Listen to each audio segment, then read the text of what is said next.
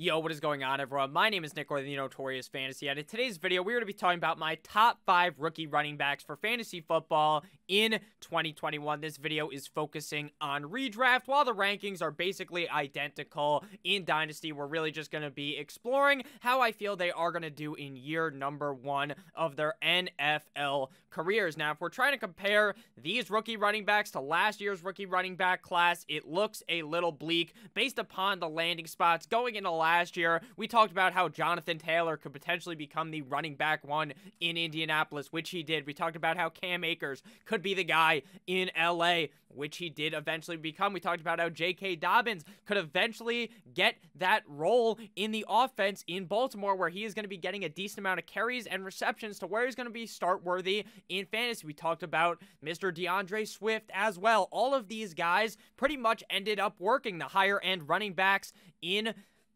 that were rookies last year ended up working out, but this year it's looking a little bleak for that. It is very top heavy, and by top heavy I mean there's one guy that I feel very confident in, and the rest is kind of up in the air, if I'm being honest with you guys. So if you end up enjoying these top 5 rookie rankings, let me know down below in the description, or not in the description, in the comment section, if you end up enjoying, and if you do, please as well make sure to hit that subscribe button down below if you are new.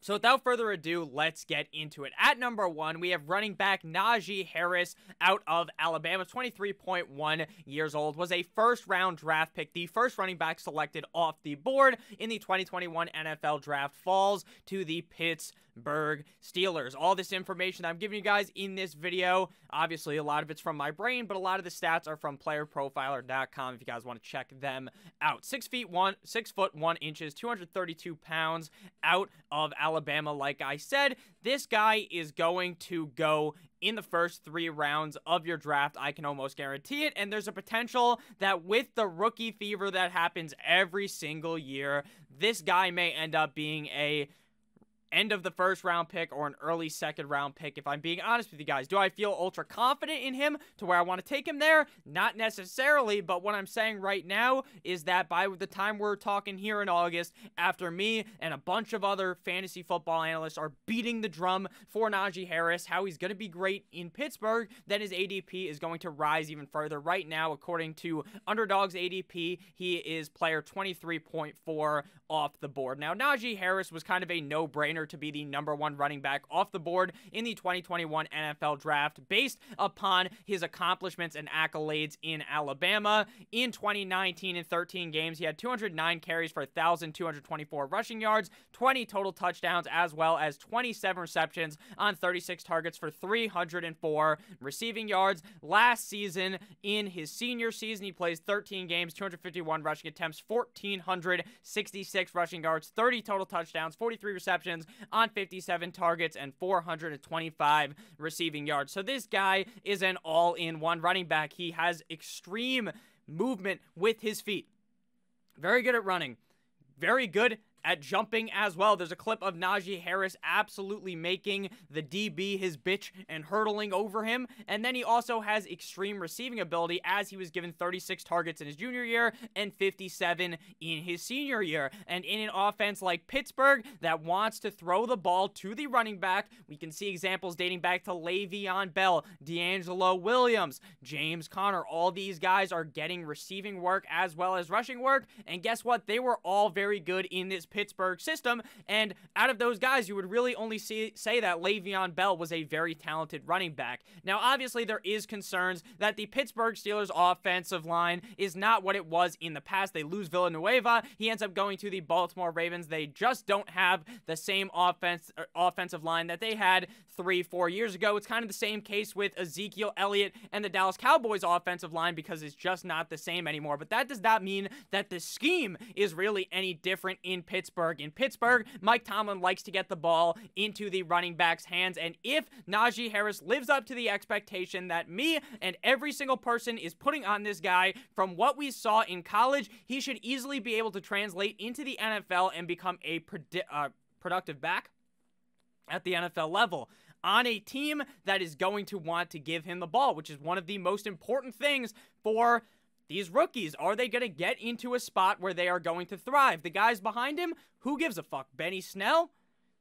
Anthony McFarland, those names do nothing for you. They don't get you rock hard, but Naji Harris gets you Viagra-esque hard.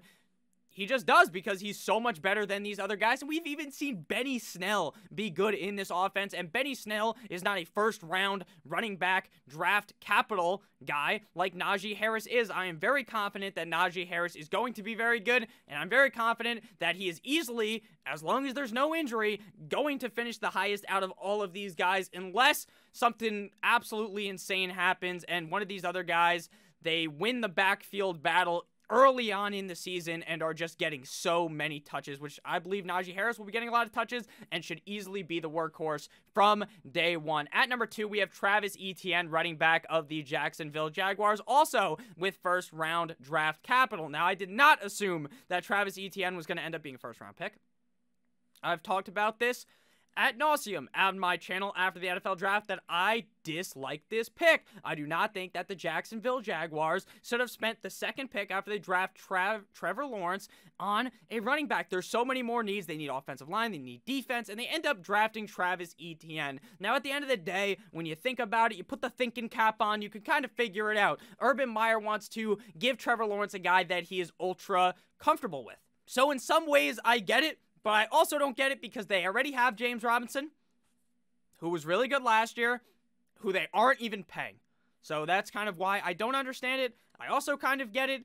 But I think Travis Etienne, there's a humongous big tier break between Naji Harris and Travis Etienne because Naji Harris is going in as the running back one easily. If there's even some kind of a battle, he is going to pick up the other two, or pick up one of them, like Benny Snell, and fucking smack him in the face with, he's going to pick up Benny Snell and smack Anthony McFarland in the face with him. It is going to be a very easy road to becoming the running back one. It's like playing fucking NCAA on rookie mode, and you become the starting running back in about 2 seconds because you just instantly become one. You just go past all these other guys. That's what it's like. Travis Etienne is going to not have that scenario. He is going to be on a team where it's likely either going to be 50-50, which is a dead center split between Etienne and James Robinson. Now, obviously, Carlos Hyde's going to be involved as well, but I'm just talking about a split between Etienne and James Robinson. He could also be entering in a scenario where maybe it's 55-45 in his favor, or maybe it's 55-45 in James Robinson's favor. Now, reports came out from Urban Meyer that, Etienne is just a third-round back. If you drafted Travis Etienne in the first round to be your third-down running back, Urban Meyer, you have very big issues. A lot of issues, if that's what you think, because you drafted him in the first round. So that's not going to happen. He's going to get use. So he's in a system that we saw last year that's going to change, obviously, because Urban Meyer is there. And the offense is pretty decent to where if he is given a lot of carries, if James Robinson was to go down, knock on wood, we hope that doesn't happen, then Etienne could be very useful. But he also could be very useful if he's just getting a couple of receptions, because just like with Naji Harris, this guy is an excellent receiving back. 5'10", 215 pounds out of Clemson. Again, a first-round pick, 22.2 years old.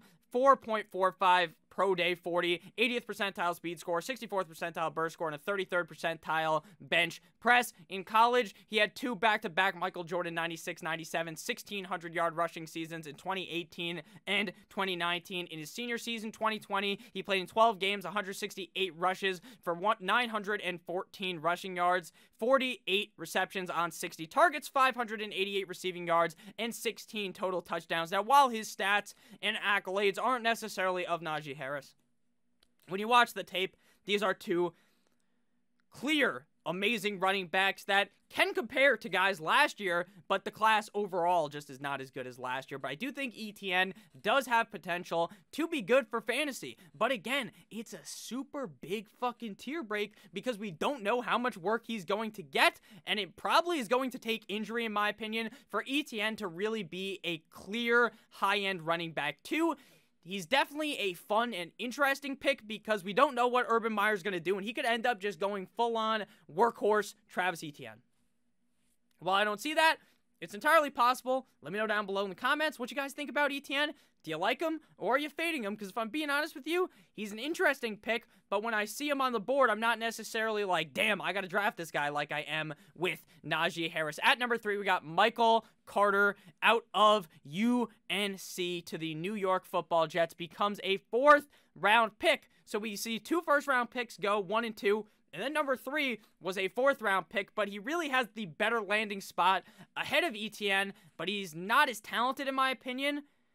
And who knows what the backfield's going to look like in New York with the football Jets. 5'8", 201 pounds out of UNC, 22 pounds, 4.54 40, which I'm not really all that worried about. 28th percentile speed score, 42nd percentile burst score, 98th percentile agility score, and a 19th percentile bench press. Now, when looking at his stats, you guys have to understand that this UNC backfield is a true 1-2 fucking Floyd Mayweather punch here. They use Michael Carter as well as Javonte Williams. Both of these guys, very talented players that have had big games at UNC. And UNC isn't obviously the greatest football school, but they're still pretty solid. Their quarterback is probably going to be a top 10 pick in next year's NFL draft. But just understand that his stats aren't as juiced as other guys.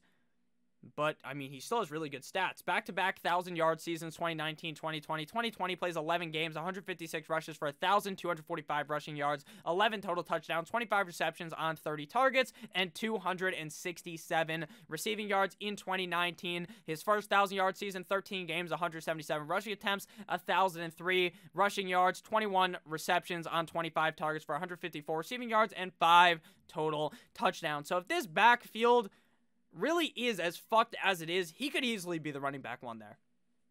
And that's obviously the hope when you're drafting him much later at pick 111.9 based upon current underdog ADP. Javonte Williams, Javonte Williams was there, and so was Michael Carter, and Javonte Williams, spoiler alert, is the next guy we're going to be talking about. But Michael Carter is really, in my opinion, the best bet to be the running back 1 on this team. They got LaMichael P. Ryan, they've got Tevin Coleman, who they just brought in, and now they've got Michael Carter. Now, it's kind of weird that they drafted Michael Carter if they have Tevin Coleman, because they're kind of similar, but I think overall Michael Carter's actually the much better player. But since he's younger, I'm not too sure how that's going to work. But it would be interesting if they run New York like they ran San Francisco, because obviously their head coach Saleh was the defensive coordinator in San Francisco, where they just run the running back by committee approach, but it's a true running back by committee. Some of these teams, they're running 1-2 punch, right? ETN, James Robinson, that's a 1-2 punch, right? This is like a running back by orgy type of deal in San Francisco, where they have 7,000 other guys. That might be what we see in New York with P. Ryan, with Coleman, as well as with Michael Carter, but I think there's potential for him to take the job and be the guy to where I'm pretty comfortable ranking him at 3, and honestly, really thought about putting him as the number 2 guy in my rankings. At number 4, we have Javonte Williams, the guy we were just talking about, running back now of the Denver Broncos. Now, he does have higher draft capital, but he also has a much better running back ahead of him in Melvin Gordon in Denver. Now, Javonte Williams, also a guy not with super juice stats because he was playing with Michael Carter, but still has pretty good stats. Underdog ADP much higher than Carter's, 61.9. Denver Broncos, 5'10", UNC, 21 years old, 212 pounds, a 4.57 40-yard dash, 39th percentile speed score, 71st percentile burst score, 89th percentile agility score, and a 66th percentile bench press. Again, if you guys want to look at all these analytics, check out playerprofiler.com. They don't sponsor me. They don't, but I figure when I talk about these analytics, I at least tell you where I got them from. So, in his last season, Player Profile describes this as his breakout year because his first year over 1,000 yards in 2020, plays in 11 games, 157 rushing attempts, 1,140 rushing yards, 7.3 a carry, 25 receptions, 305 receiving yards, and 22 total touchdowns. And people before this draft were talking about how maybe Javonte Williams is the best running back in this class. I wasn't saying that because I thought it was clearly Naji Harris out of Alabama, but some people were talking about that, so that's obviously a narrative you can spin for this as well. But with Melvin Gordon ahead of him, and with what we've seen in the past with Denver, especially last year, it's a 1-2 punch. It really is. It's Phillip Lindsay. and Melvin Gordon. This year, it's Melvin Gordon and Javonte Williams. Now, obviously, if Melvin Gordon fucking is taking a shower and tears his ACL, obviously we don't want that to happen, knock on wood, then Javonte Williams becomes a top 12 running back pretty easily, in my opinion. Because that's what Melvin Gordon would be if he was the solo guy there. But with the two people there, it just gets dicey enough to where I'm just going to take the shot at whoever goes later. That's probably going to be Javonte Williams. That's just how I kind of feel about these backfields where there's two guys. It's like with ETN. Honestly, ETN's probably going to get talked up to being like a 5th round pick. Then I just draft James Robinson in the 9th and then hope that things go my way. At the 5th and final ranked running back, now we are going to talk about my honorable mention that I want to talk about just for a little bit. But my 5th ranked running back is Trey Sermon, running back out of the Ohio State University, became a San Francisco 49er in the 3rd round of the 2021 NFL Draft. 91.4 underdog ADP for Trey Sermon. Now, the reason why I like Trey Sermon is kind of what I was talking about earlier, is the way that Kyle Shanahan runs this backfield is the running back orgy. It's the maybe Trey Sermon gets hot and he's just the guy. That could happen. 6 feet tall out of the Ohio State, 215 pounds, 4.66 40-yard dash, 31st percentile speed score, 81st percentile burst score, and a 79th percentile agility score. This guy never put up over 1,000 rushing yards in college and was never really a guy that's the greatest in the receiving category either. So that does worry me. But who can you rank ahead of him at 5? I mean, I don't know. I think that Trey Sermon, where he's going right now, 91 is pretty high in my opinion, but he's worth just as much of a shot as Mostert is in this backfield. It's just going to be a hellhole. I think Mostert will become the running back 1, but again, all it takes for Trey Sermon to jump Jeff Wilson Jr., to jump Raheem Mostert and become the running back 1. It's just crazy how this backfield works, which makes it very interesting for fantasy because every week one of these guys is going to be really fucking good. It's just kind of difficult to figure out which one it's going to be on a weekly basis. So my honorable mention, top 5 running back number 6 technically, is Kenneth Gainwell, running back out of Memphis. 22.1 years old, 5'8", 201 pounds, gets drafted in the 5th round to the Philadelphia Eagles. Now, he is in a shit situation realistically, but I wouldn't be surprised if the Eagles try not to give Sanders the true 3-down workhorse role that he deserves, and Kenneth Gainwell gets on the field on 3rd round and kind of becomes maybe like a J.D. McKissick type, Nyheim Hines type of guy in that backfield, which is very useful for fantasy. Now, again, when you're like a 5th round pick, nothing's promised for you. Nothing's promised for Kenneth Gainwell, but the potential is certainly there, which is why I wanted to bring him up. 4.47 40-yard dash. Had a amazing season in 2019. 14 games, 231 rushes for 1,459 yards, 51 receptions, 610 receiving yards, and 16 total touchdowns. I think he can do it at the next level, but it's going to either be because of an injury or because the coaching in Philly gives him a fucking reach around and he's able to get onto the field on 3rd down and produce. So let me know down below, the video's over, who your top 5 running backs are. Is it my exact order? Is it a different order? Do you have different guys in there? Maybe you like Kenneth Gainwell over Trey Sermon. Maybe you're a little bit crazy and you like someone else. That would be interesting to read about down below in the comments. I love you guys all. I did record this video last night, but it's going up a little later since yesterday's video went up at like 3, so I don't want to just eliminate a lot of views from that video by posting this at like 6 a.m. like normal, so you're probably going to get this at like 10, 11, but I do appreciate you guys watching.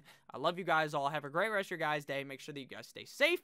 Happy Wednesday, hump day. We're going to have a great Thursday as well. I love you guys all. Stay safe as always. Good boy.